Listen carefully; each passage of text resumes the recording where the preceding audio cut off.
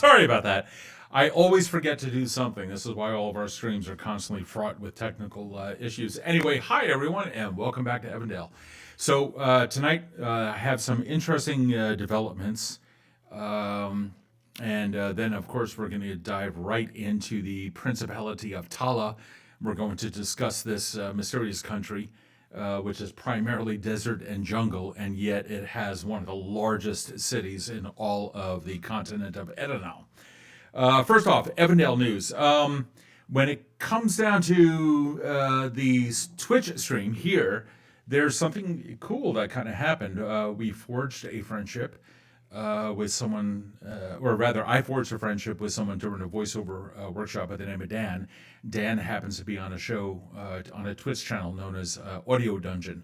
And on April 1st, they invited me down there, and providing that quarantine and whatnot is not an issue, I'm going to be, I'm honored to play in their D&D 5e campaign and share some of the information about Evindale. So I want to give some major props out to Audio Dungeon. I believe their channel is subscription only, so if you happen to have an Amazon Prime, definitely check them out. They are really, really good. They broadcast a lot, and they're not always the same type of game. Sometimes they have little mini games and other things like that, and it's a really high quality broadcast. I highly recommend it. Their GM is really talented, or their DM, because they play D&D. Really, really talented, and the cast, the players, are also something to take a look at. Also, something else is all right, so Thursdays, we're going to be yes, thank you. Oh, Amanda, you are awesome. Thank you so much for posting that. Yes, twitch.tv/audio dungeon. If you happen to follow this stream at all, then you will see that on Thursdays we have Evindale Development. Well, things are kind of changing around here, and they're changing rather fast, and there's a reason for it. It's the pandemic. So one of the things that brings us all together is our humans together is, of course, our sense of social networking. Social media is, of course, extremely powerful in this regard. But in these days, social media can really only take you so far, because that's typically what we use in order to reach out, just read someone's status, share photos, and other things like that, little snippets of our life. But video conferencing and other things like that aren't necessarily the go-to for everyone. Instagram, while it has now video, is primarily still pictures and a fantastic resource for the such. Matter of fact, even our Instagram has like stuff on there that you might find interesting, like the history of Evindale, etc. But to me, gaming is that great social exercise. And us all coming together around a virtual table is something that I love the idea of. And during this time when we have to be socially distanced from each other, remote gaming is definitely a go-to. It keeps the mind active, gets us to be social with each other, and it's absolutely fantastic. And this is one of the reasons why I'm a gamer, 100% a gamer. I'm an absolute nerd when it comes to this. So, having said that, Thursdays are about Evindale development. However, there's a little bit of a plan here. We may end up streaming 3 times a week as opposed to 2. Currently, it's Tuesdays for Chronicles of the Five, or the Persistent Pathfinder Second Ed campaign. And then there's tonight, Thursdays, which is Evindale development. Well, we may be streaming a third day during the week. The Evindale development, the country video atlases, of which tonight is a part, will also be joined by the player of Tua from Chronicles of the Five, Mira.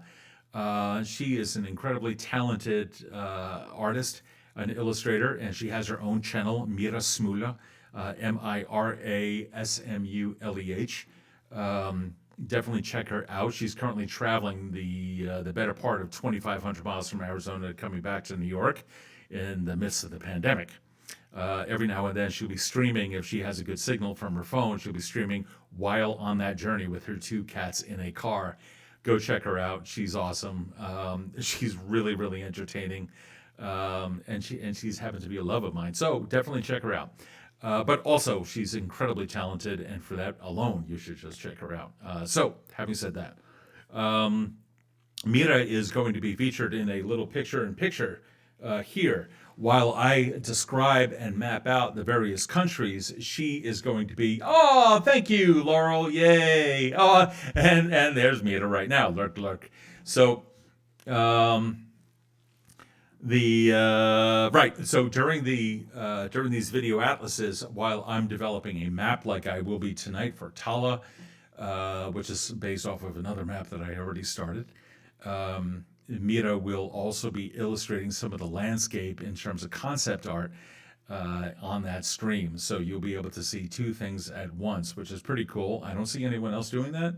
I hope other people do that. I think it's a neat idea. Anyway, it's really going to be up to you guys whether or not you like it. And that'll be pretty cool. So this way you kind of get a visual as to what the land looks like. Mira may be chiming in every now and then during those, so it'd be really, really cool to have two of us on there contributing to the same thing. Also, when it comes down to gaming and Evindale and you, some of you have expressed some interest in joining me on potentially Thursday evenings for one-shot campaigns. Well, first off, hey, Mike. Hey, good evening. First off, Thursday nights, I'm working out all of the logistics to all of this because so much of this had been decided upon today. There's a couple of things going on as far as Evindale goes. Some of you have been kind enough to become subscribers, and we want to provide you with premium content for your dollar. That's really what it comes down to. We want to give you something that's worth your time, worth your energy, and worth the money, especially today. Some of us in Chronicles of the Five, maybe we don't even know. I like you. We don't even know if we're going to have jobs by the end of the month or what have you. And so all of the monies that come in from streaming, however small, however big, from supporters or subscribers rather, is rather important. It's incredibly important to us because it allows us to continue to do this. All of the subscriptions that we have for software and other things like that really do add up. So that's my spiel for the night with regards to subs. Having said that, the one-shot games may be something that is let me just give you the information. Within the world of Evindale, in one of the countries, there is a land baron there. This has been in the canon now for several years, and it's been a map which has been developed now, or been developing for 7 years, and it's a dungeon crawl map. If you are familiar, I believe it is Frog God Games. They came out with something, and correct me if I'm wrong, right here in the chat. They came out with a dungeon by the name of Rabban Athuk, or Athuk. If anybody here can correct me on that.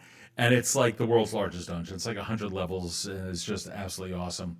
Well, if you go back to way old D&D days, there was also something known as the Tomb of Horrors. I've had this concept in my head since the days of Tomb of Horror, written by Gary Gygax, rest in peace. If I were to ever create a dungeon for Evindale, what would it be? Well, there's a land baron somewhere in this world who happens to be a billionaire with gold pieces and platinum everywhere. This guy's got more money than anything, and he used to be an adventurer. Well, he decided for his own nefarious purposes to create a dungeon, and over the course of his lifetime, he secured some land, and that land had within it a series of caverns and dungeons and other things within it. Well, those adventurers who happen to not be so experienced can go in, and they would be able to come back out potentially with the goods left behind by other adventurers who had gone in for the prize. Now, while he does offer a prize if you can survive all of the levels of Fallan Hall, which is the name of it, and then, I'll put it to you this way. The first through whatever levels, first through, let's say, 5 levels or so. Yeah, I'd say levels 1 through 5. You go in, you get to keep whatever it is that you encounter. He's not going to reward you for coming back out because at level 6 and above, once you go in, you're not coming back out until you are done. Um, there's supposedly some rumors going around about Fallan Hall, which is ostensibly a dungeon from levels 1 through 20. You can join in at any level, and it's going to be difficult for you. The dungeon has traps. It has beasties within it, and I'm going old school with this, with wandering monsters, and a wandering or random encounter table. And here's the cool part. I've been saying that I'm going to turn Thursdays into a one-shot night. And the one-shot night is going to be comprised of 2 sessions at least. Game 0, which is character creation, a kind of a game show, if you will, where the players have already been given much of the information about Evindale. They've already made some decisions as to where their character is going to go. But then I start asking them hot seat questions about their characters, and they have to respond. Whatever characters then created during that game 0 is then what is played in game 1 week later on the consecutive Thursday. What I may end up doing is to save myself from any kind of a burnout, because trust me, creating dungeon after dungeon and map after map and populating it with pre-staged stuff is a lot of stuff, especially because I have Chronicles of the Five also during the same week. So what I'm thinking about doing is having Fallan Hall, this mega dungeon, whose dungeon has already started to be designed years ago. I'm way ahead of the curve on this one. Y'all gonna go through the same thing, but what you encounter what each party encounters is going to be something different. The maps themselves are going to remain the same. And to explain how the players, or rather how the characters now have this information to avoid any kind of meta, is that any player, or rather any character that comes to this Land Baron's area and wants to witness this, we're going to say it's via clairaudience or clairvoyance that everyone gets to see what the others are enduring. So the premise is you guys will be able to know the map in advance. You'll be able to know around this area there may be a beastie. Well, the beasties respawn. So in that case, it's kind of like a video game in that sense, but there's only so much one person can do as far as creating a unique dungeon every time. I'm going to try, but we're going to see.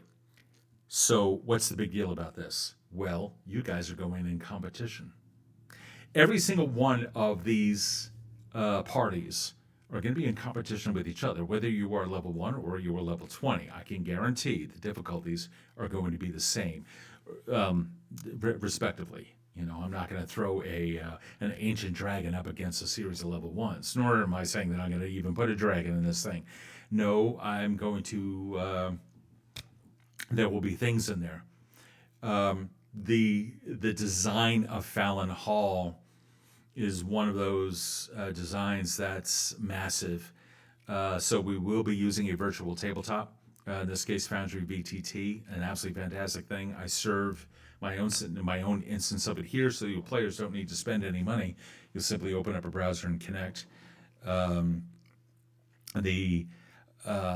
dungeon itself is anything from your typical 10-foot wide passageway or 5-foot wide passageway, and that's like 8 feet tall, 10 feet tall, or what have you. And you may encounter some of the usual stuff, you know, gelatinous cubes and other things like that. But much of the lower levels are really these massive, massive caverns. The challenge that I have is to provide you with some entertainment, and I believe that entertainment, especially when it comes down to role-playing games, should be immersive. And that means that, you know, you're going to have your sound effects, and all players are expected to listen to those sounds. While I don't always have control over what is played, because much of what comes out of Sirenscape, which is the program that I use, if you look at the upper left, for those tabletop sounds, much of that is randomized. So if you guys happen to hear something, I'm going to immediately adjust and say, yeah, it happened in the world. So your challenge as a player is not only to role play and really tell the story, but also to listen to everything that is happening around you, because all of these sounds are going to be crafted for whatever area that you are in. And so this is probably going to be the one-shot series that we're going to be having, only it's not exactly going to be one-shots. The game will continue until you die or you get out, whichever one.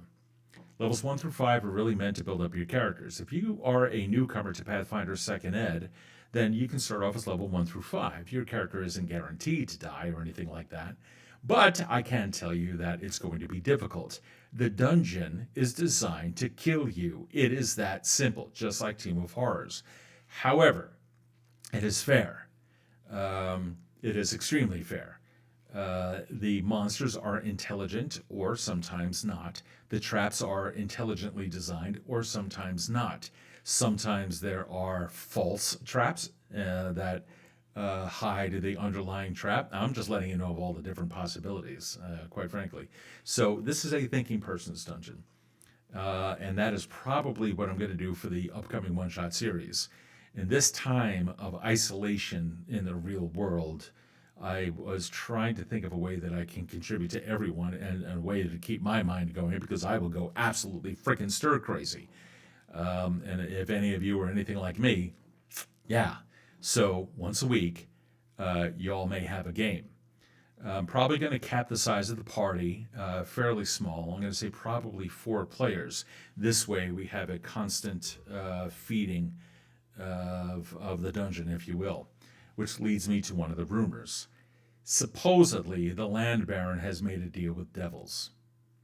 Now, I think some other designs lead you down in those lower levels, down all the way to hell or something along those lines.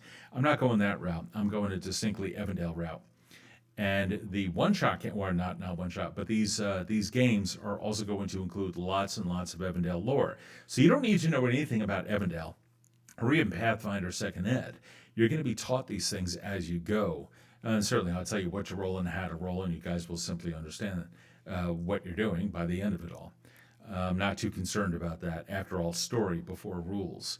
So that's the big stuff. All right, let's see what we've got here. Got it. Learn to be an actor. Yeah, Mike, absolutely. But when it comes down to acting, I'm going to tell you something. I taught improv theater to a cast of anywhere between 40 and 60, I want to say was my upper limit. 30 to 60 over the course of a 3-week boot camp, improv boot camp, if you will, for the New York Renaissance Fair. And when it comes down to improv, here's the awesome thing. You already know how to do it. There's a video up on YouTube where I kind of get into this a little bit. But here's the reality of it. When we're talking about improv, we're talking about a basic concept called yes and. If I say that this is what the world is, or your fellow player says that this is what their character is doing, your concept is just simply say, yes, you agree with it because that information is new to you. It's a gift. And then you simply build on top of that. The amazing thing is that we did all of this as kids. All of us have always done this whenever we played make-believe. If your friend ever said that they were Superman, you never once disagreed with them. Okay, you're Superman, then I'm going to be Catwoman. And then you go out there and you portray these things. Or even better, chances are you even created something. I remember I was the $6 million man. I mean, growing up, that was the TV show that I had. Only I had a metal plate in one of my legs. Only one. I didn't even have anything in the other. So it doesn't even need to make sense. The point is to have fun and to create a story together. So you have already done this as kids. Believe me, everyone here has the ability to do it as an adult. You just have to let go of any kind of a preconceived notion and simply go with the flow. Try to play your character as true to the character as possible. That's the challenge that we as players face whenever we play a role-playing game, because otherwise, what is the point of a stat if you're not going to be directed by that in how you portray your character? Which is one of the reasons why I absolutely love low stats. That is such a wonderful character quirk. It's actually one of the things I don't like about Pathfinder 2nd Ed. When you create a character in Pathfinder 2nd Ed, I believe even in D&D 5e, you're using a method which is pretty much guaranteed to give you the kind of character you want, and your lowest stat is probably going to be an 8 on a scale from 3 to 18 for those people that don't know the systems. So an 8 is below average in that, but many people will simply bump that up with a boost, as we call it, Pathfinder, second ed, or what have you, and then it becomes like a 9 or a 10 later on.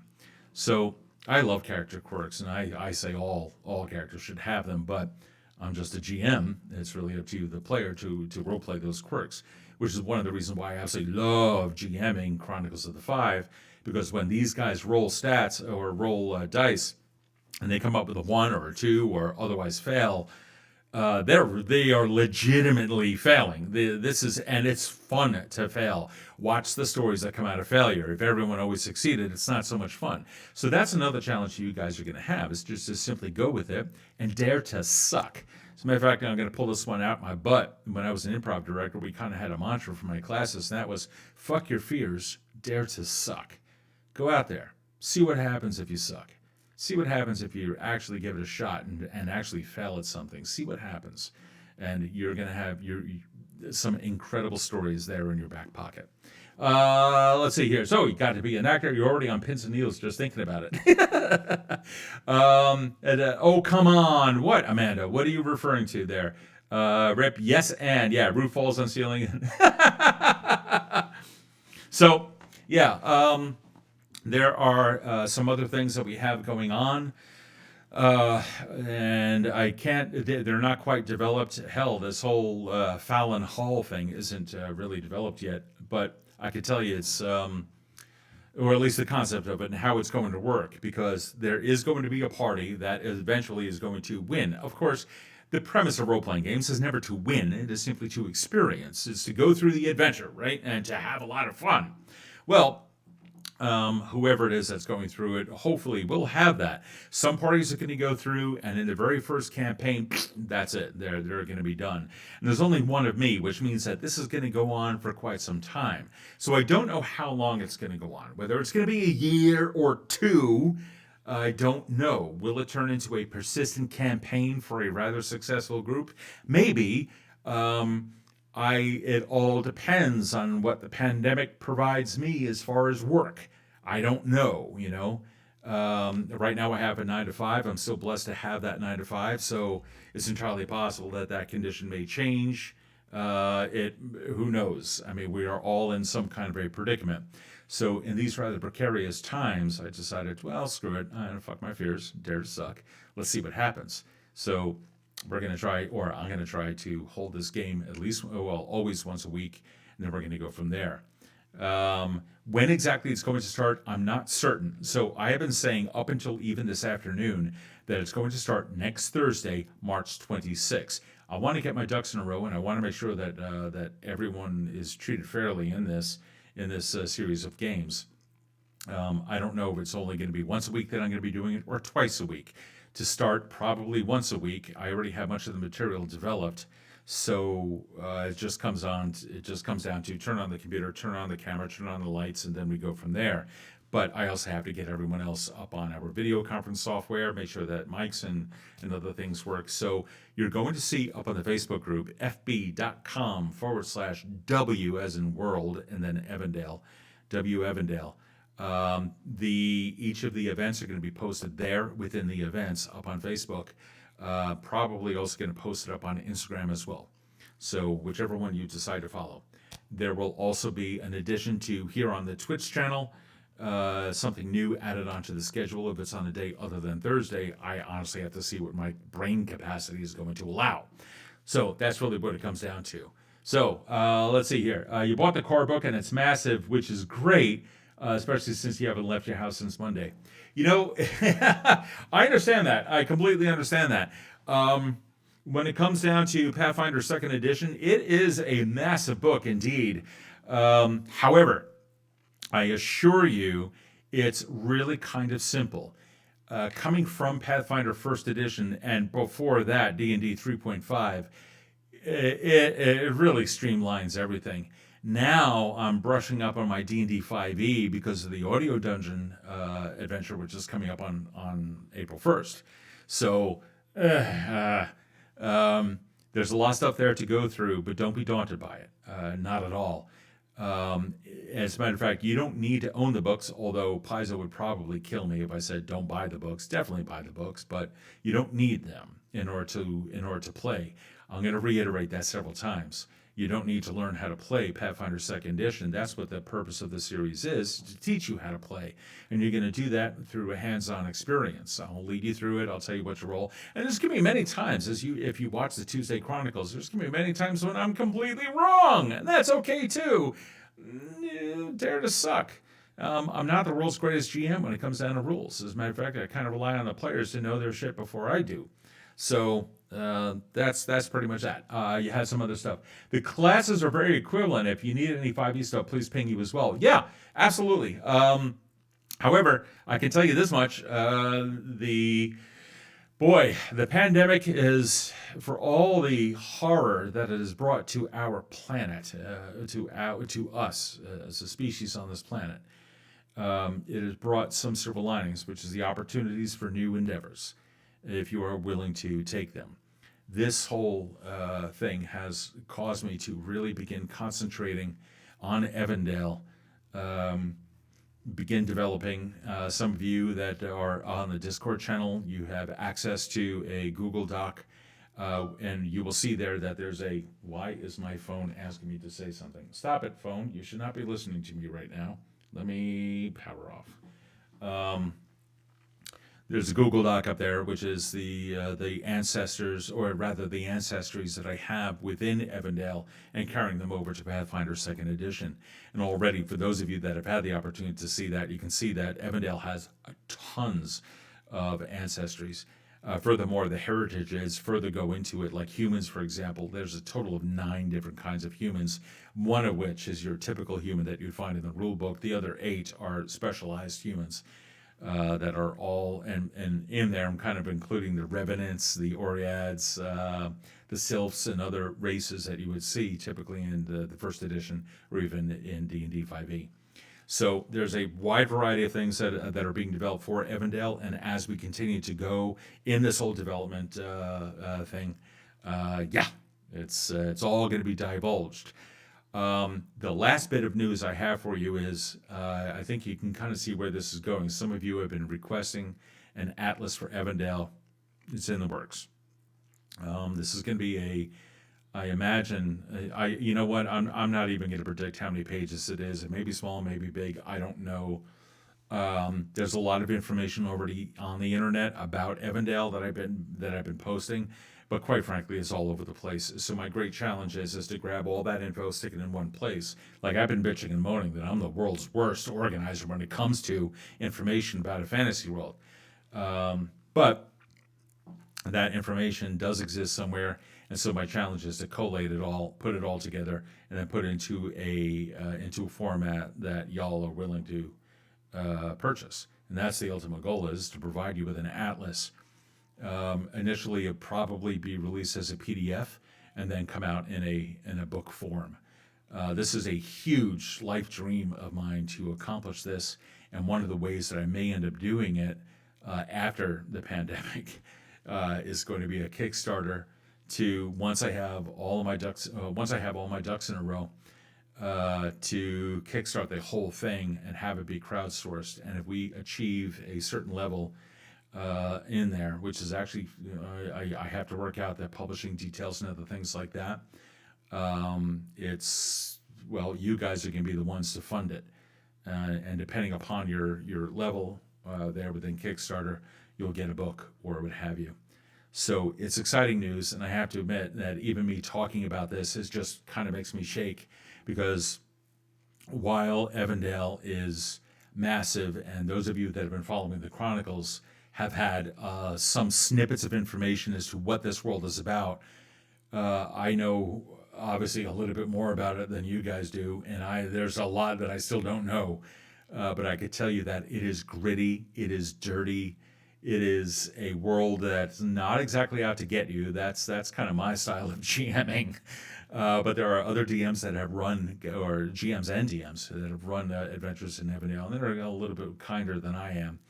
So I want to be able to provide you guys with an atlas, which is why all of this has been going on. So let me read some of your comments here. Let's see. Yeah, the class is very equivalent if you need 5e stuff, so that you're more than happy to help. Thank you, Amanda. I may be calling upon those of you that have been following us here on Twitch to assist. If you guys are interested in assisting in the creation of the Atlas and other things, and I'd love to have you on board. There will be a qualification process, blah, blah, blah. We'll get down to the nitty gritty later on. But it's going to be heavy duty work because I don't want this thing to be anything less than professionally produced. Excite. I'm happy that you're excited. Yay! Let me get past all the Nightbot stuff. My God, this thing, Nightbot, like, I have it set for like, I think 45 to 60 minute increments for these things. And still, it's like the max is 60 minutes. I can't go beyond that. I always see Nightbot in there more than you guys sometimes. And I want to kind of trim that down so I can read your comments. You'll be first line. Gimme, gimme, gimme. Laurel, I hope you're talking about the Atlas. You need a clapping emoji. Yay! Clap, clap, clap, and 20s. Awesome. So, yeah, Nightbot behave. I know. Tell me about it. How can you help? Well, Mike, like I said, tonight is brought to you by Guinness, by the way. Boy, it's going to come down to one, Lewis, without locking him in. Lou and I have been talking a little bit. Or rather, it was a quick little 2-sentence exchange, I think. He is willing to assist with the video for a Kickstarter. So I want to produce something so you guys understand exactly where your money would go for Kickstarter. You will understand how the money will be spent, what the publishing fees are, etc. So I do believe in full transparency when it comes down to this. I will also include, to be very frank, will also include some personal money for me, which will allow me to dedicate more time to it so I can really so I can get my brain wrapped around it. Anybody here who is creative will understand that if you're trying to engage your brain in something on a creative level, there is time, because once you get into the zone, there's no coming out of it. Not for a while. There have been times when I will be writing and I will forget to eat and I will forget to drink. And I've had a lovely partner in the past who just simply gave me water and walked away. I'm like one of those people. So once I get in the zone, I'm looking at 8-hour days of creation as a full-time job. And this is something that I would really like to bring to the table. But my wants really don't matter. I mean, I can create something on Google Doc all my life, and I'm happy to tell stories within the world. But if you guys are interested in it, and you guys are the ones who are producing it, or executive producing it, meaning on the financial level, then I have to meet your expectations, and I'm not going to do that unless it's going to be absolutely professionally produced, like I said. So first, we're going to give you a video like you will see many Kickstarters have, a professionally produced video, so you can understand exactly what's going to happen with it. There will be several stretch goals. What those stretch goals will be, I don't know. This is the very first steps, and I'm publicly announcing it as an intention. I'm hoping it happens. We will see. So how can you help? Whether it's up on the Facebook community or up on the EvindaleRPG.com website, which is slowly undergoing some change. I'm the only person working on this. So there's a whole bunch of different mediums that I'm working on here and updating. Things will be posted there, looking for editors, looking for illustrators, etc. Make no mistake, when I say professional, I mean these would have to be paid positions. It's great to have volunteers, but illustrators, artists need to be paid. You can't ask for free art. Mira is incredibly kind to donate her time when it comes down to the creation of concept art for the various terrains of the countries of Evindale as they go through this Video Atlas series. Pardon me. But ultimately, she or anyone else that gets involved in this project deserves to be paid. So all that has to be figured into Kickstarter, which is why I can't give any kind of a firm figure now. Again, this is just an introductory topic. I'm just starting to realize the potential of this.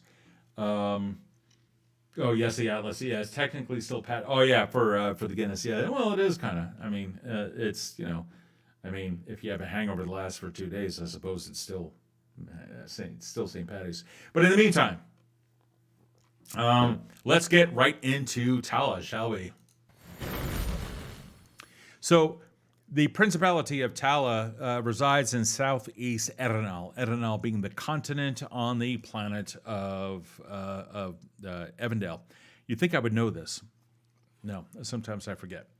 So, the Tala itself, I had started to develop this map. One of the players in a campaign, which has taken place right here in this tiny little village, I started to work on this map, and I was going to start working on another map for Tala. And then I realized, no, I already started doing it, and the bounds of this map is about the size of Tala itself. So first off, let's get into the stuff here, and let me give you some facts about this world. So first off, Tala itself is a principality, as you can see right up there. The principality, it belongs to the empire of Melech, which is shared by Mala, which is the country directly to the north. They are autonomous, but the father who oversees Melech out of the capital city, out of the capital city of Mala Mahachmadan, the emperor oversees both lands, but really it is autonomously run by his son, the Sajan, which is the title of the ruler in Tala, Rakesh III. That it has been, it's a hereditary monarchy that has been going on now for about 325 years or so. If you watch other videos, I may give you a different time scale, such as it is with fantasy world development. Things will change. The capital of it is Pundesh. Now, Pundesh is this massive port city, which is down here. There is an outskirts of a slum all throughout the capital. The capital city itself has a wide variety of things which are going to attract a whole bunch of people. As you can see, the map is not yet finished. There's plenty of detail that needs to be added on, which is one of the things that we're going to be doing today after I get through this. The country itself still only has about 750,000 people in it. The vast majority of it is actually the beasties that we typically see within our adventures. Much of this river here contains all of the adventures as well as the mountains all the way to the west. In here, there's a combination of swamps and other things, while here in the north, there are deserts. Dunes now have started to make their way onto the map. And here you can see some of the more fertile regions coming in. If you're looking for some kind of a real world correlation, you're looking at basically the smells and flavors of India combined a little bit with Egypt. So we're going from the Indian subcontinent all the way to northern Africa on this. And that's where you're going to, and that's really what you're going to see. The size of the country is it's a little bit bigger than the modern country of Bangladesh, which is why it still has a fairly small population. In an earlier version of the map, this place was huge. It was about the size of the Indian subcontinent, which is just absolutely massive. The primary population are humans. However, when I say humans in Evindale parlance, I'm really speaking about your typical human, which we call Klain, to differentiate them from the Efreet and others like that, which are other humans that have these elemental heritages or ancestries, if you will. So there are humans there, which do include Efreet. There are some Oreads in here, which are more the earth-based ones as well. You're going to find the Miradil. These are the desert elves that always have a slight metallic sheen. The type of metallic sheen would determine what lineage that they come from, but stat-wise, they're all pretty much the same, so it's just aesthetics at that point. It's just mere phenotypes that separate them, and that's it. So really, they don't see themselves as different than anyone else amongst the Miradil. So you do have these desert elves. Now, the desert elves in Evindale can never be evil. There is something about them that can never be evil, which is why so many scholars say that somehow, some way, they have the metallic dragon blood in them, because metallic dragons are always good, chromatic dragons are always bad or evil.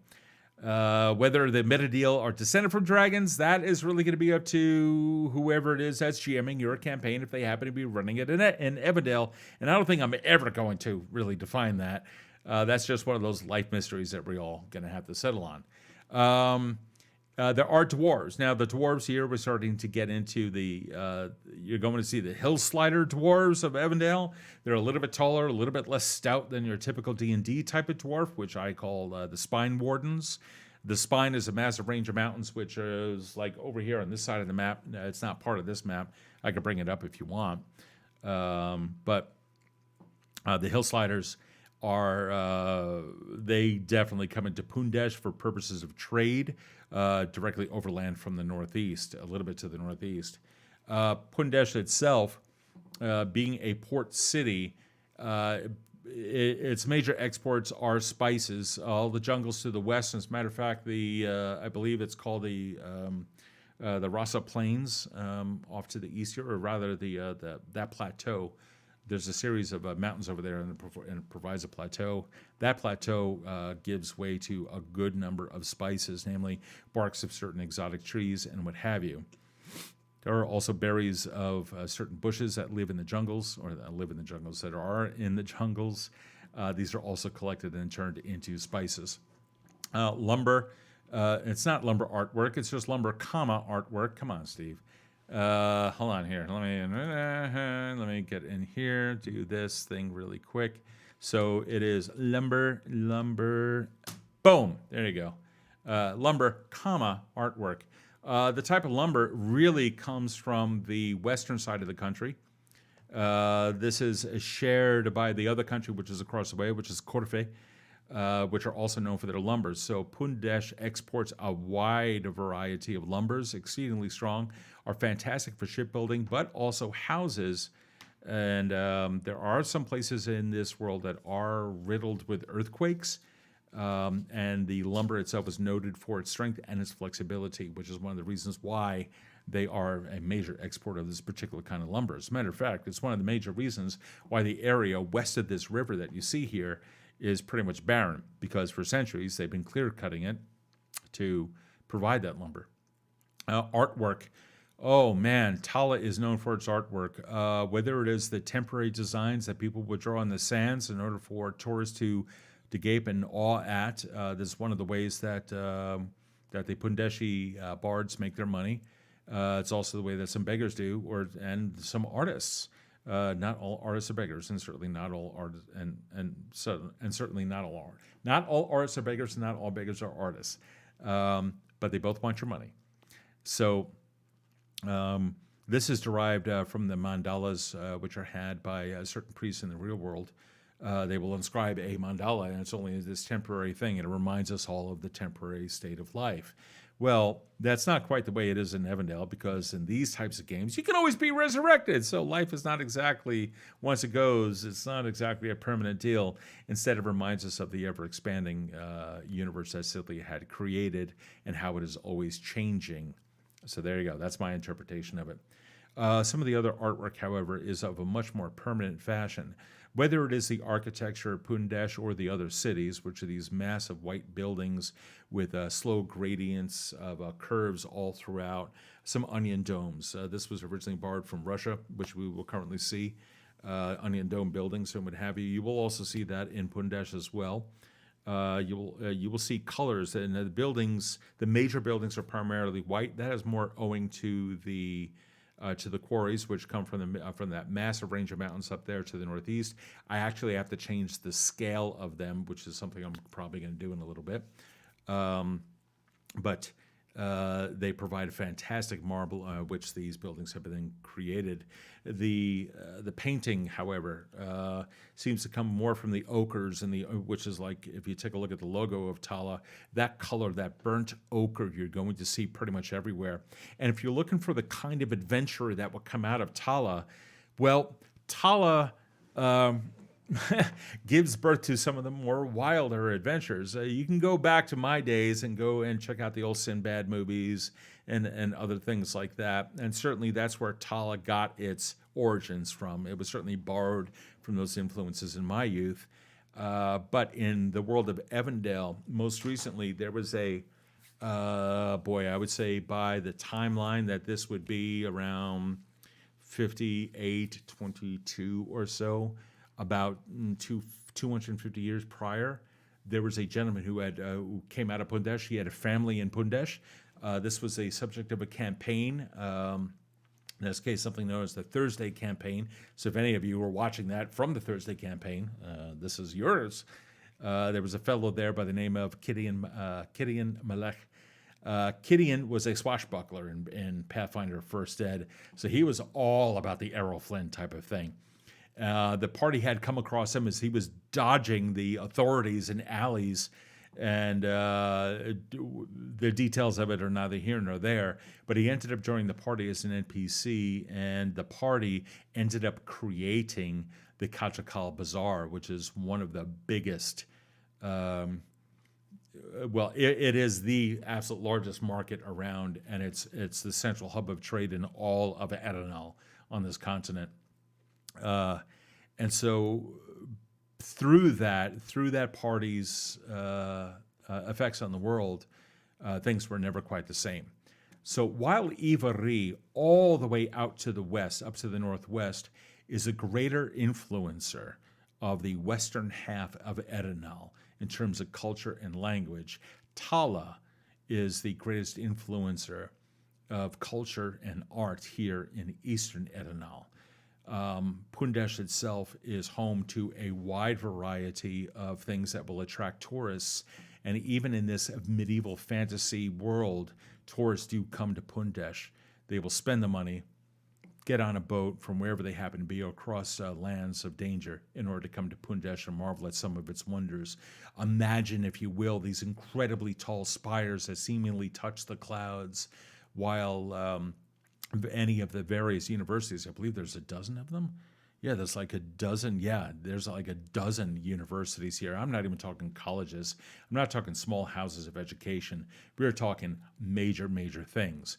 One of these universities concentrates on magic, and it even gives Amstrad a city-state island which is dedicated solely to the exploration of magic in its various schools. Whether it be necromantic or evil or good, they don't care. You can do anything there.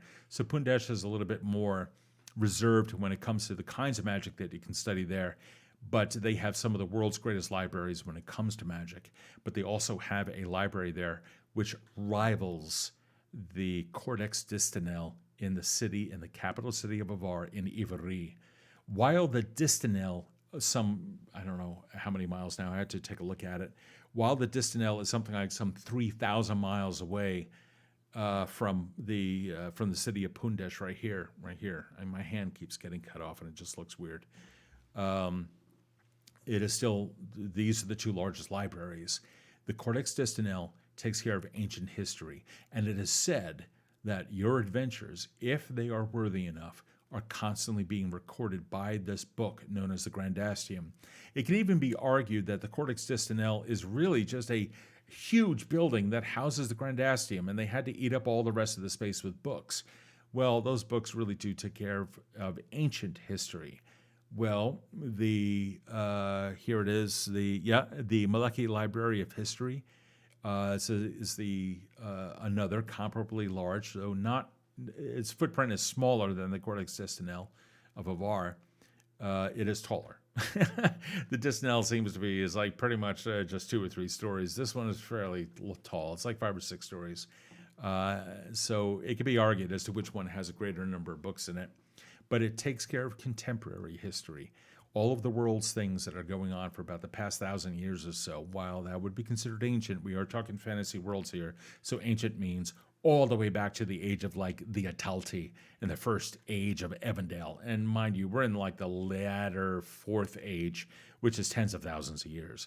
So ancient history to this fantasy world is quite ancient. So contemporary history, past 1,000 years or so, you want to know anything about it, Pundesh is where you're going to go.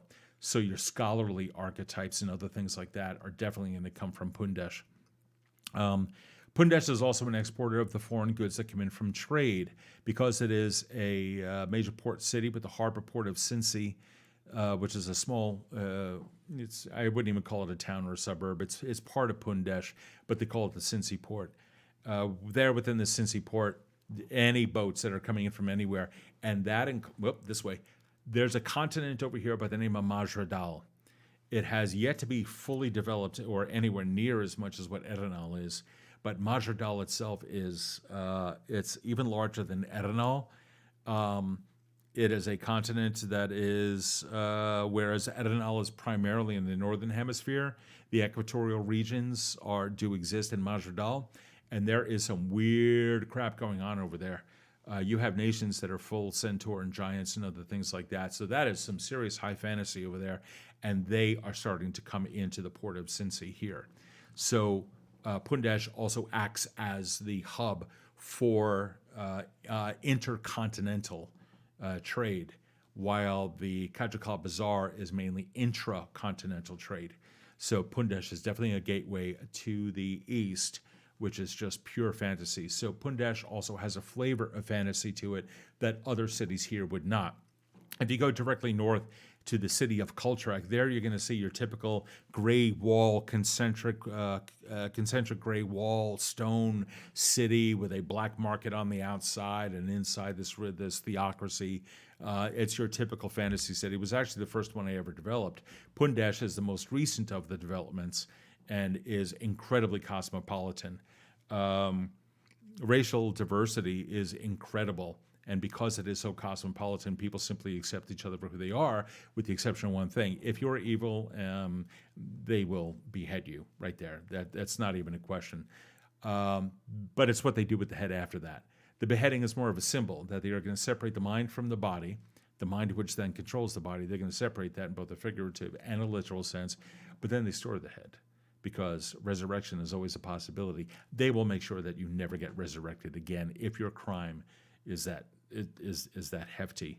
So Pundesh, when the authorities are out after you for a financial theft, which is what Gideon was guilty of, he just wanted to feed his family. That's his reason.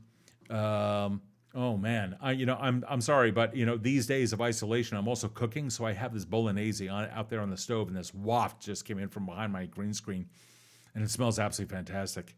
So I'm kind of drooling here. Hold on, let me get some drink. Oh man, that's gonna be delicious. Anyway, if you guys want to share recipes, contact me, man. DM me in whatever medium. Steve Krause VO for most things now. Up on Facebook or what have you, contact me. I will share recipes with you. Which kind of leads me to something else. Pundesh does have a cuisine of its own, much like any other country or any other region. Because I was heavily influenced through the study of cultures, which was introduced to me by Deities and Demigods, the original book of mythology for Dungeons and Dragons, AD&D, Advanced Dungeons and Dragons. That was my introduction to many of the world histories, to many of the world mythologies, and from there into their cultures. I simply springboarded into other readings, and one of the things that absolutely fascinated me was India. Well, it persists to this day. I love Indian cooking. Therefore, you are going to see curries and spices and other things like that. The spice market of the all the way out to the west in Ivry, one of the subjects, actually the starting point of the Chronicles of the Five, comes from a character by the name of why can't I remember his name? Well, it's inconsequential. Either way, he is the governor, if you will, of the Kottakkal Bazaar, and he himself is Talon. So you can tell that Tala has a major influence in both culinary and in cultural ways across the continent of Erinnal and perhaps in the continent of Majudal, as we may see in the future. Knowledge versus any that comes from any of the 12 universities. Like I said, you have contemporary history, but you also have the Pundeshi Bardic College. If your bard wants to learn things, you are guaranteed to be able to learn it here. Now, in theory, when you create a bard character, it's said that your character suddenly knows these things. Well, all I'm doing here is providing you with a place where if your bard is more of the cosmopolitan or urban style, then Pundesh may be where they came to study. Certainly, there are bardic colleges everywhere throughout the world of Evindale. Otherwise, it'd be kind of useless to play a bard because then they wouldn't exist, right? So they do exist here. It's a 2-year college that your character could attend. So if you want to really get into backgrounds and details about that, this is the place to be. The Pundeshi Bardic College is going to provide your character with the means to get the education that they want so that they can come out there, which of course basically means that you have a city-educated bard. I'm really looking for a rustic bard. I'd love to see somebody play a bard that just has a this odd non-musical talent that I haven't seen. I love odd characters and all their quirks, as you can tell from my earlier stuff about character quirks and flaws. I'm really curious what some of your ideas of a bard are, and if they're really cool, or even if they fit in the world of Evindale. Really, I don't if they fit. I don't always think that everything that fits in Evindale is cool, but I do know if it works. And so Evindale is really made up of a whole bunch of ideas from people just like you. I'm really curious, what are your ideas of what a really cool bard is? What are some of the more unique things? Let me know here in the chat, up on the Facebook community, or what have you. Speaking of the community, little sidebar, go to the Fortune's End group. That's where a lot of stuff is, and you get more notifications from groups than you do pages, which is more like a fan page. Totally up to you. You can go up to fb.com/W Evindale, or actually here in the chat, just do bang Facebook, and you'll get the links out to that. But the Fortune's End community is the player community. That's where a lot of stuff in the future is going to come from. You do have the Pundashi Bardic College, like I said, the Milwaukee Library of History. I hit upon that. The harbor port of Cincy. Yes, absolutely. That's a seedy-ass territory, man. Man, you come down to the harbor, it might as well be a city unto its own. While Pundash has a daytime population of about 230,000, a nighttime population of about 230,000, the influx of trades comes in and it easily doubles that. So these numbers here that I tossed up are really just the actual Tallan people who are here. By the way, their language is Malin, which is spoken all throughout the region and is the eastern trade language, while Evindale is the western trade language. So that's really it. There is no common language in Evindale. When you take a look at character generators, they always toss in this common language thing. It doesn't exist here. Everything is all regional languages. So Tallan is simply a slight dialect of Malin, but you can understand each other mutually. And then there's the Tajlin School of Music, which is also if your character concept has this mastery in music. Maybe they are a professor here, maybe they are a teacher, maybe they are a student, but it also provides you a way to really get into some of the more exotic instruments and would provide your GM or DM with a reason to allow such things. The School of Music down here is one of the biggest ones out there with a student body of about 1,000, and it's massive. People will send their kids there. It's kind of like Juilliard in a way, but really just hones in on music. However, they just don't teach Pundashi or Tallan music, they teach world music. So if your character comes from Iveria or from Ivry all the way out to the west, or maybe they're an elf from Delaran and they want a little bit more exposure to the world, because Delaran is still somewhat xenophobic, and they don't mind strangers coming through. They can handle what kind of dangers they have with their knowledge of magic. You kind of, they like to keep people away. And there's a whole history for that on the video for Delaran. We'll get into that history.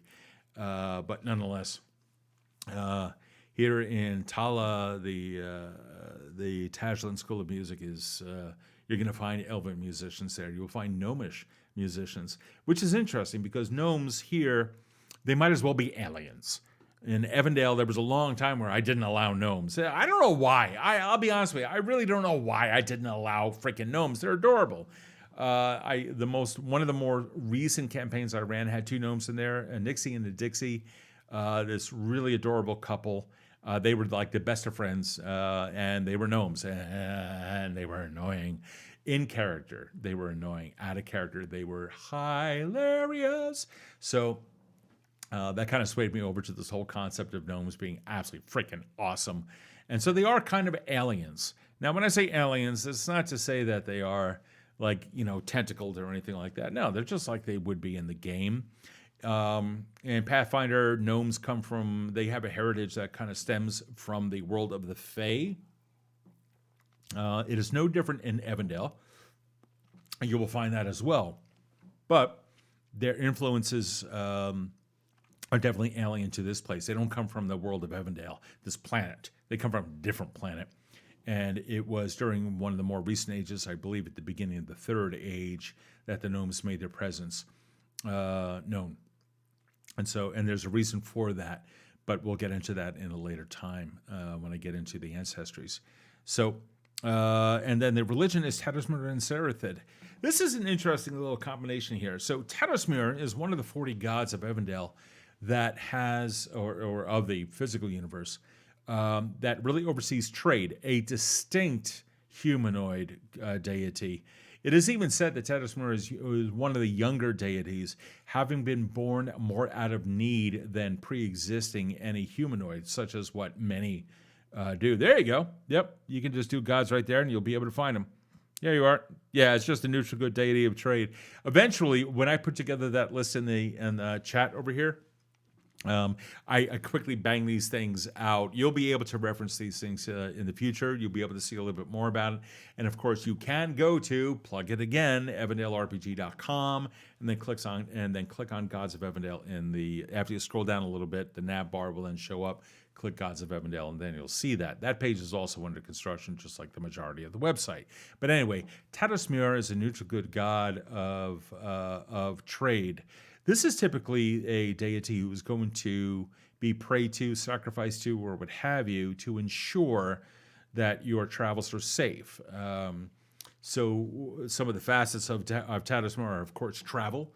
If you're looking for the kind of blessings of travel in your campaign, then maybe a cleric of Taddismuir would be the one to provide the blessings. If you're looking for, hey, I would like some profit in this trade that I'm about to conduct with this other merchant, Taddismuir is the one that you would that you would provide a sacrifice to, or some kind of an offering. It's up to your GMs whether or not these things will work in Evindale. The gods are skinflints, man. They don't skinflint. Is that even a term? I think that's a term.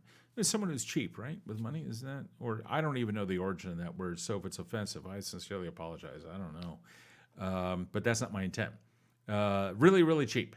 And they, let's just say that Taddismuir kind of takes on the aspects of another deity, the urchin, which is arguably the youngest of the deities who ever make themselves known to Evindalians. The urchin is really just go back to Oliver Twist, all right? And that's what you're looking at. You're looking at kids and peasants and people who are make their living on the streets tend to worship the urchin. And you may have to do that as one word, Amanda. The urchin can be said to be a facet of Taddismuir. No? It's still not coming up? Oh, man. I got to toss that one in there. I don't know why. It should be there. Oh, man. No, that could be me. I don't know why that's not there. Let me make a quick note here. Bang. The urchin. I may have left that one out. The urchin, I want to say, is a chaotic, neutral deity of thievery. You're looking at your typical rogue's god here. This was actually created by a player in one of the campaigns and said, hey, you need to have this. And I was like, oh, yeah, you're right. And they even designed a symbol for it, which looks like a dagger stabbing a coin. So it can be said that the urchin is one of the facets of Taddismuir. And definitely those who specialize in acquisition of secretive objects. So that's it. Yeah, quality control testing. Thank you very much. And Serethid is also one of those rogue type of gods. In that Serethid oversees shadows. Now, Serethid is also really about knowledge, and that's really where the aspect that the Pundeshi come from. Or that's what they're really paying attention to. Serethid, in this case, doesn't really oversee shadows. The facet instead is knowledge is to be gained by those who work for it, compared directly opposite to Arios, who firmly believes that knowledge should be given to any freely, that knowledge should always be available to everyone. Serethid believes that with knowledge comes power, Arios believes that knowledge should just, well, it depends upon the cleric that you talk to. When I talk about it, it's not like you're ever going to find a forum where the two deities are arguing with each other. It's all the clerics that are doing that kind of stuff. So religious strife does exist in these sects. So Arios does believe that knowledge is to be taken. And there could be some debate there from some neutral parties. A good argument can be made that if you're working for it, it is taken. Therefore, Sarithid and Arios really do stand for the same thing. Again, religious philosophies, it's really up to you and your players to decide if that's a route that you're going to go. But Sarithid absolutely believes that knowledge should be hidden from those who are not willing to work for it. And much of Pundesh is about a hard life of working for it. And that's pretty much what it comes down to. All right, let me see what some of you guys are doing. So you're absolutely doing the home game. Arios, yeah, totally. There you go. Yeah, Arios, when I do the Sta'abri video, which I had already started to do, I had talked about the elements. That should be available right now, EvindaleRPG.com for the 18th time. And then you will see the elements of Sta'abri, I want to say, in the upper right corner of the nav bar. So check that out if you're interested in finding out more about that. But the elements also correspond to certain deities, and it's kind of a weird thing going on there. That's all going to be detailed in a forthcoming atlas. I'm probably going to leave a lot of information out, like Tala. The kind of stuff I want to toss into the atlas, just to give you an example, is I don't want to shoot myself in the foot and put out there too much of what would be in the atlas, but I can say that you will be able to follow the adventures of canon NPCs and through their eyes learn about these various countries as little sidebars of information. You will also find what kinds of adventures that you would find in here and give you examples of them as well to give little plot hooks or seeds to GMs.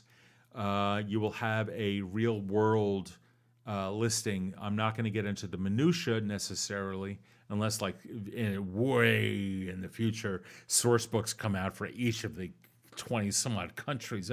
I don't know a single fantasy campaign that's ever had that happen, so that probably won't happen. But there will be enough detail in there where you guys can really drill down. Evindale is a world that it truly is for somebody that it really craves that information, that kind of immersion. The stuff of, okay, so what are the prices of X, Y, or Z?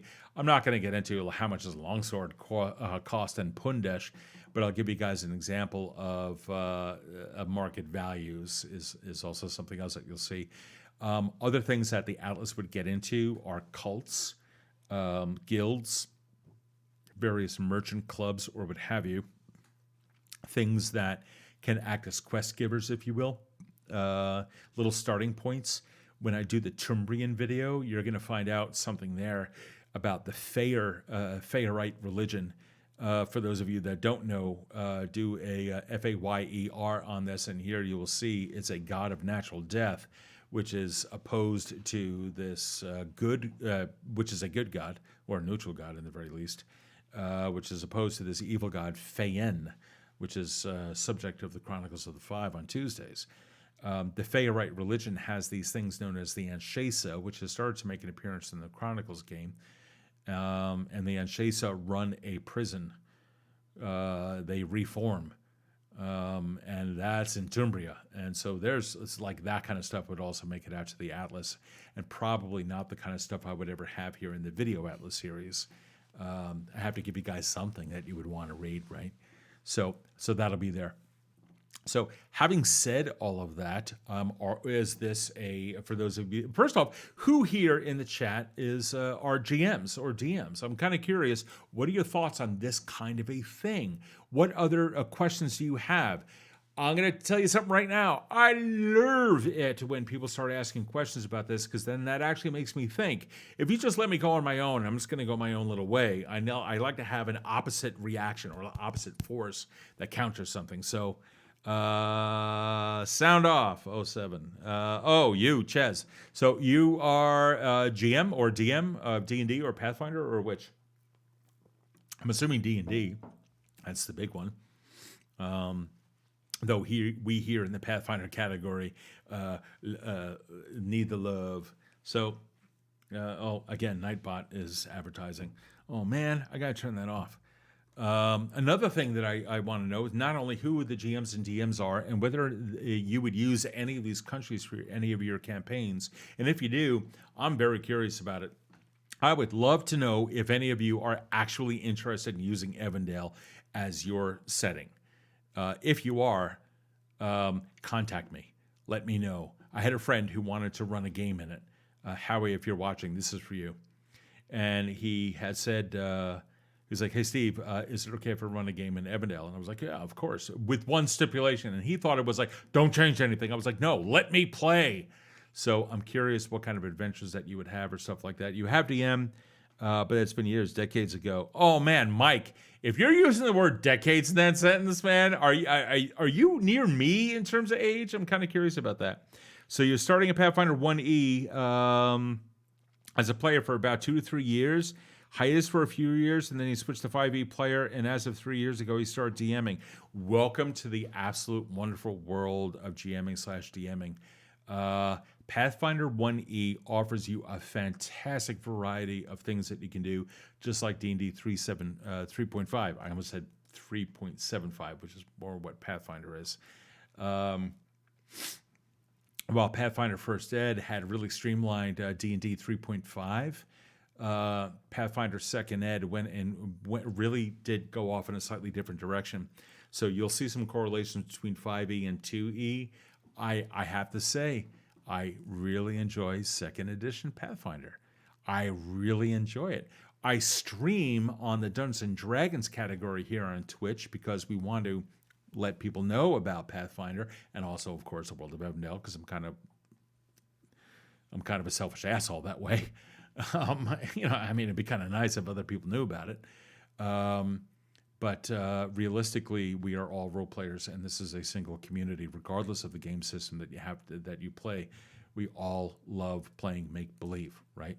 So, your main stint DMing was at a hobby shop in the Chicago area in the early '80s when in college. Oh, no kidding! Wow. So you come from the Windy? Do you come from the Windy City, or is that your native home? Your native home, is that your home? You don't have to say it. This is public. You don't have to let that information come out. All that being said, that you've been improv RPing for about 10 years. Oh, that's awesome. Well, I believe some of you have expressed some interest in these Thursday upcoming games. Stay tuned for that on Facebook. Definitely, I'm going to be advertising that, and definitely there will be more information coming out in that community, both on the page and in the Fortune's End Who's and What's This. Regarding other things, that chances are we bumped into each other at NYRF at your Jersey local. Oh, okay, cool. Yay! You know what? Oh, man. So the New York Renaissance Fair kicks off mid-August until October. And then we have a pandemic. Unfortunately, some Renaissance fairs across the nation have been closing. And I don't know if New York is going to be affected by it or not. Hopefully, we will not be affected by it. But if you are interested and you happen to be in the New York area, please come to Tuxedo, New York. Visit the New York Renaissance Fair. And all the way in the back, you're going to find this little, not so little village of 11th century Scandinavia called Skaldvik Viking Village. Pop on by. That's a project that I co-founded. And I'm currently the Skald there. I tell stories. I'd love to have you sit down so I can meet you. Definitely introduce yourself. I want to know who you are. I absolutely want to meet you face to face and shake your hand in a non-pandemic sense or in a non-pandemic time. So please stop by. I'd love to see Amanda. I've had the pleasure of course, meeting you. And I know some others here, but I definitely want to meet you. But in the meantime, I'd like to know if Evindale is something that you guys would use as a fantasy setting. What is it that you want to see more of? This is being done for you. So without any kind of guidance, I'm going to go in my own direction. You bought yourself a game of Kubb last year. You love it. Oh my God, Kubb. Kubb, to me, if you guys don't know what Kubb is a Swedish game that has its origins back in the 19th century. So it's not Viking Age game, or at least not that we know. We believe its origins is in the 1800s. Drink a lot, take an axe, cut up some wood, and start throwing the pieces at each other. That's Kubb. The reality is that you have 5 cubes or 5 little things on either side of a pitch, which is 8 paces long, and standing on one side of the pitch, you have to knock down the others. Much more complex than that, but that's the gist of it. And then you get to knock down the 8-ball or the king, which lies in the middle at the very end. Tua, yay! Tua's here. Cheryl, you didn't tell what? What's that? It would involve drinking. Oh my God, Kubb is all about the shit talking and the drinking. As far as I'm concerned, anyway, I'm quite certain that the official Kubb organization, I forget what they're called, but there's actually like something that, I mean, here we are in a fantasy game thing, right? And here we are talking about lawn games. Whatever, we're a community. We're one giant family here, so conversation will drift. Kubb is, to me, all about those two things. I don't know what the official organization that determines the weight and the size of each of the pieces would say about it, but fuck it, drink up. So, yeah, you're bad what? You're bad at what? Jazz. So, but yeah, you happen to be over at New York Ren Fair, definitely swing by, say hi to me. Love to see you in person. Sit down, listen to a story. I will talk to you for hours. In case you can't tell, that's what I do. That's one of my mutant abilities. I never shut the fuck up. And also, I don't know if Mira wants me to throw her under the bus, but you may also see Mira there. She also works at actually, that's what she does. She works at Renaissance Fairs. And you may also see her at New York working most likely at one of the bars. So you can actually be served beer by Tua. It's actually kind of cool. And she's absolutely adorable. And she had little buttons in her hair, and her dreads are all up in little buns. It's so cute. Oh my God. Ah. Anyhow, yes. Yeah. Anyway, yeah, you'll look forward to the meeting in the future. Absolutely. So that pretty much concludes the Tala video. I'm going to be finishing up this map. There are a lot of things that are going on in my personal life, which is stalling some things here. And it's all related to the pandemic and just preparations for the future.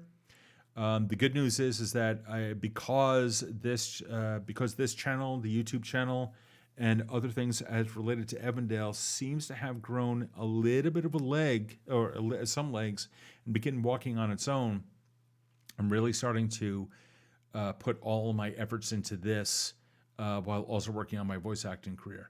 So this happens to be one of my first loves, to be very frank. And I'm trying to decide what it is that we're going to do with the subs. Right now, I don't know where you guys came from, but thank you so much. We currently have 7 subscribers and something like 60 followers here on Twitch.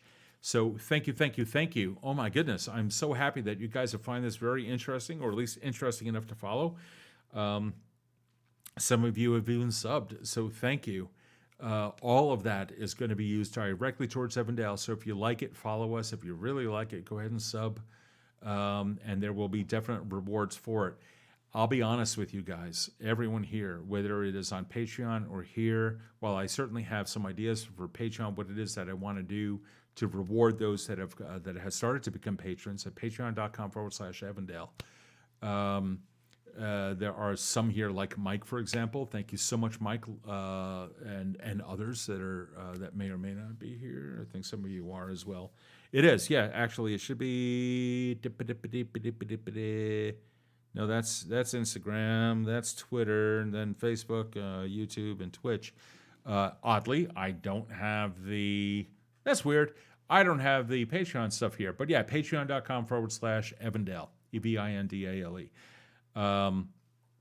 If you guys support the stream, it just makes me want to do more for you. And that's really what it comes down to. I will always try to produce content regardless, whether somebody decides to become a patron or not, or whether you decide to become a sub here or not. It's just what I do. It's in my blood. I have to. I've been doing it for close to 40 years. So there's no simple going away from it. I am not one to sell anything. I hate selling. Thank you. Oh, Cheryl. Oh, my goodness. Yay. Thank you, Cheryl. Yay. Oh, my God. Awesome. Yay. Thank you. Wow. Yay. See? Yay. I'm excited. I'm kind of blushing now. That's awesome. Thank you for the support. Really, really appreciate it. It again just makes me want to do more and more and more and more and more for you people. I have a lot of stuff locked up in here, which leads me to my very last point before I disconnect for the night. After this, I'm probably going to be streaming on my own Twitch channel, which should be hosted by Evindale, probably playing like Black Ops 4 on PS4 or something along those lines, or maybe even creating this map or what have you. But I'll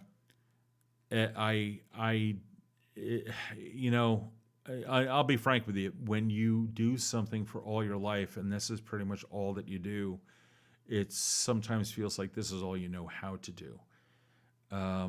I've been telling stories for as long as I can remember, and because of that, many other aspects of life have skipped me by. I just haven't learned how to do many other things. So I absolutely suck when it comes to various other facets of life. But when it comes to this, I really like to play and make believe. I love to do that. And one of the other things I've been fortunate enough to have the ability to do is to create communities, or at least to plant the seed. It takes a whole bunch of other people to do that. And so whether it's like the watering of the seed, those people that would take care of the community and help it grow, those people that come and enjoy the shade of the tree that eventually grows, those that derive the benefits from the community, no matter what it is, or no matter what it is, what role you play in such things, we are a community. We are whether you consider it a hobby or a job or just a distant interest, whatever it is, we are here. Twitch, Facebook gaming, YouTube, and other streaming platforms have been fantastic when it comes to allowing us to express our love. And definitely, I mean, Critical Role has really brought D&D and role-playing games to the fore and to the public eye. So, my friends, I'm very happy to say that I'm alive at a time. We are alive at a time when role-playing games are no longer the thing that you do in the basement in secret, as it used to be. It absolutely used to be that way in the late 70s and early 80s when people thought it was demon worship or what have you. Well, we are here. We are gamers. We're part of an accepted community. We are extremely public, and I am extremely happy to be a part of that community with you. So thank you so much for the time that you've loaned to me tonight. I really look forward to seeing some of you in the future in person. Love to meet you. I know that we meaning the players in the Chronicles of the Five and some others, have some plans on going to PAX Unplugged, probably cosplaying characters from Chronicles of the Five, and making and just showing up and just causing some general mayhem anywhere else that we are permitted. So if you like that, hopefully we'll see you. We'll be posting schedules to that effect up on the Facebook group. And we'll see if we can organize some parties. I'd love to sit down, have a couple of drinks with a lot of you, because that's what I do. And want to share your stories. I want to hear about your adventures, and no matter what game, no matter what setting, that's that. So once again, guys, thank you so much for being interested in Evindale, and thank you so much for giving me your time tonight and giving me your ears. But in the meantime, I turn the world back over to you. Take care, everyone. Good night.